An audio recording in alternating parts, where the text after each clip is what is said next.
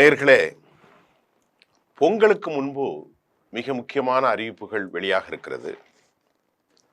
அந்த அறிவிப்பு தமிழ்நாட்டில் திமுகவுக்கும் எடப்பாடி பழனிசாமிக்கும் பெரிய ஷாக்.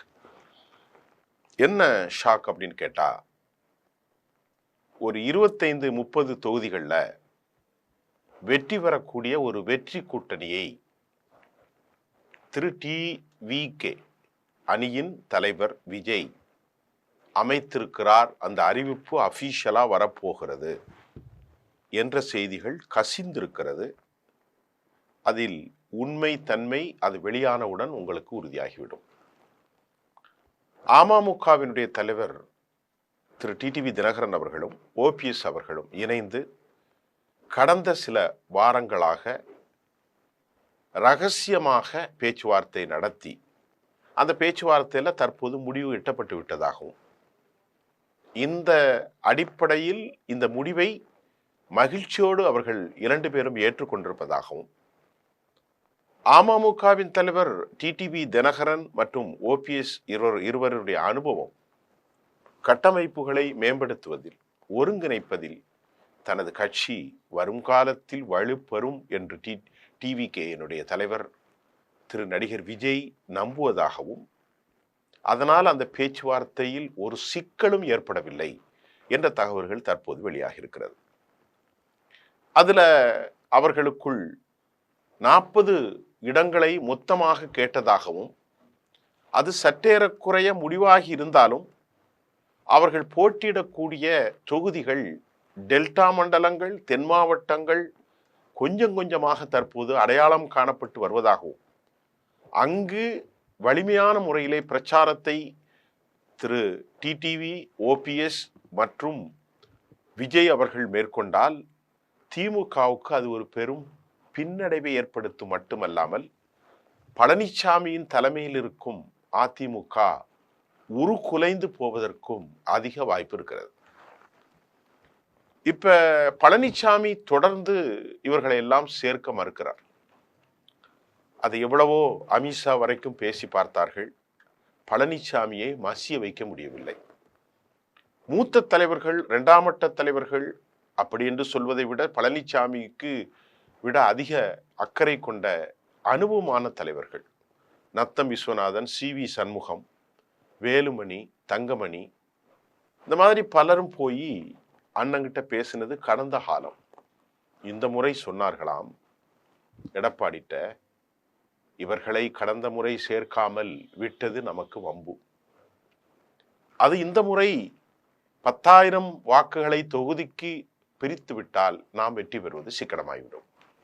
ஆனாலும் நாங்கள் சொல்வதை நீ கேட்க போவதில்லை, நீங்களே முடிவெடுத்துக்கிடுங்க அப்படின்ட்டு எடப்பாடி கிட்ட சொல்லிட்டதாக அதிமுக தரப்பிலிருந்து ஒரு செய்தி நமக்கு இன்று காலை கிடைத்திருக்கிறது. அவரு ஓபிஎஸ் கட்சியில சேர்ந்து பல குழப்பம் வரும் என்று சேர்க்க மறுத்தாலும், அவர் தனியாக பாஜகவின் ஆதரவிலே ஆட்களை நிறுத்தட்டு நாமளும் நிறுத்துவோம் எந்த மாதிரி அவர் ஒரு முடிவை எடுக்கலாம் யோசித்து கொண்டிருப்பதாக ஒரு செய்தி வந்தாலும், அதற்கு வழியே இல்லாமல் நடிகர் விஜய் தவேக அமமுகவோடு கூட்டணியை இறுதி செய்யக்கூடிய நிலையில அது கடைசி தருணத்தில் இருக்கிறது என்று சொல்லப்படுகிறது. அதற்கு காரணம், திரு விஜய் என்ன நம்புறாருன்னா, மிக நீண்ட அனுபவம் கொண்ட 2 தலைவர்கள், மிக நீண்ட அனுபவம் கொண்ட தேர்தல்களை நடத்தியவர்கள், சட்டமன்றம் மட்டுமல்ல நாடாளுமன்றத்திலும். அது மட்டுமல்ல, மிக நீண்ட அனுபவம் மட்டுமில்லாமல் ஒரு பெரும் சமூகத்தின் வலிமையான தலைவர்கள். 3 பிரிவுகள் ஒருங்கிணைத்த கல்லர், மறவர், அதே போன்று அகமுடையார், இந்த முக்குளத்தோர்களும் வலிமை வாய்ந்த இந்த 2 தலைவர்களும் மதுரை, திருநெல்வேலி, தூத்துக்குடி, தஞ்சாவூர், திருவாரூர், திருச்சி, அதே போன்று விருதுநகர், தென்காசி, இந்த பகுதிகளில் இருக்கக்கூடிய 60-70 தொகுதிகளில் மிக மிக மிக மிக மிக வலிமையான சக்தியாக இருப்பது, உபரியாக தனித்துவமாக திமுகவின் மீது இருக்கிற எதிர் அரசியல், பாஜகவிற்கு எதிராக இருக்கிற திருப்பரங்குன்றம் விவகாரத்தில் இருக்கக்கூடிய மனோ பிதற்றல், சிறுபான்மை கிறிஸ்தவ வாக்குகள், அதிலும் வெள்ளாளர் கிறிஸ்தவர்கள் வாக்குகள், கத்தோலிக்கர்கள் வாக்குகளை பெரும்பான்மையாக பிரித்து வெற்றி பெற முடியும் என நம்புகிறார்கள். இதுல 20-40 தொகுதிகள்ல சில பல குறையலாம், கூடாது குறையலாம். ஆனாலும் தொகுதிகளை அடையாளம் கண்டு வருவதும், கீழ்மட்ட பூத் கமிட்டியை எப்படி அமைக்கணும், எப்படி பிரச்சாரத்தை மேற்கொள்ளணும், எந்த மாதிரி வாக்குகளை திரட்ட வேண்டும் என்பதையெல்லாம் மனமிட்டு பேசியதாகும். அமமுக ரொம்ப தெளிவாகவே சொல்லி கொண்டிருக்காங்க, நாங்கள் பிஜேபி கூட்டணியில் இல்லை, நாங்கள் என்டிஎல் இல்லை அப்படின்ட்டு. இந்த கூட்டணி ஒருவேளை முடிந்தால் பெரும் சவாலாக திமுகவுக்கு அது அமையும் என்பதில் எந்த மாற்றமும் இல்லை என்று சொல்லப்படுகிறது. ஏற்கனவே திமுகவில் தற்போது அவர்களுடைய உதிரி கட்சிகள், கோலிஷன் பார்ட்னர்களுக்குள்ள மிகப்பெரிய பார்ட்னராக இருக்கும் 4% வாக்குகளை வைத்துக் கொண்டிருக்கும் காங்கிரசுக்கும் அவர்களுக்குள்ள முரண்கள் இருக்கிறது. பிரவீன் சக்கரவர்த்தியை தாண்டி ஆட்சியில பங்குற முரண் இருக்கு. எடப்பாடி வலிமையே இல்லாமல் போயிருக்கிறார். அவர் என்னமோ ஒரு மாய பிம்பத்தில் தன்னை கட்டமைத்துக் கொண்டே இருக்கிறார். போற இடங்கள்ல கூட்டங்களை பார்க்கிறார். அது கூட்டப்பட்ட கூட்டம் என்றுதான் சொல்லப்படுகிறது. அந்த கூட்டத்தை வைத்துக்கொண்டு அவர் ஆட்சிக்கு வந்து விடலாம் என்று நம்புகிறார்.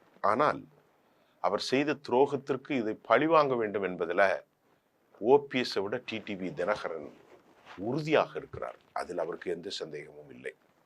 ஏன்னா எந்தவித தவறும் நடக்காமல் மிகப்பெரிய துரோகி செய்த மாதிரியான ஒரு பூமராங் கட்டமைப்பை எடப்பாடி ஏற்படுத்தியது அமமுகவுக்கு மிகப்பெரிய வலியை கொடுத்திருக்கிறது.